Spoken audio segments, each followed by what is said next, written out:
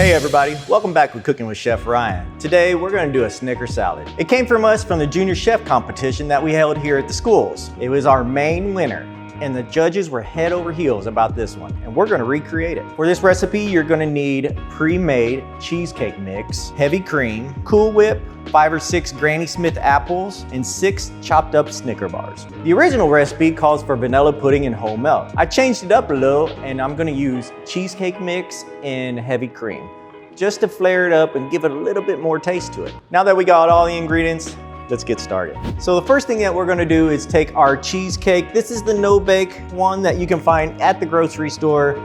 We will scoop this into our bowl and we're gonna use every bit of this. So now that we've added our cheesecake to our bowl, the next thing that we're gonna add is our apples. We have diced apples right here. We're just gonna stick them directly into the bowl. The next thing that we're gonna add is our heavy cream. We're gonna fold in the apples in the heavy cream in the cheesecake mix. And that's gonna give us our creaminess, that great texture that we're looking for. We have a great mixture going on right here. The next thing that we add is our main component is our Snicker bars. Now, these are chopped up Snickers. You can use the mini Snickers. As long as they're chopped up, they'll work just fine. And the other thing that we are gonna add is our whipped cream. So now what we're gonna do is we're gonna fold in our Snickers bars and our whipped cream. Now that we have everything folded in, we're gonna taste it. Why? Because we always wanna taste our product. Because we might have to add a little salt. What salt does is enhances the flavor of food. It brings out the natural flavor of foods. That is amazing. But I am gonna add just a pinch of salt, because I want to bring out that flavor of the Snickers, and I also want to bring out the flavor of the apple.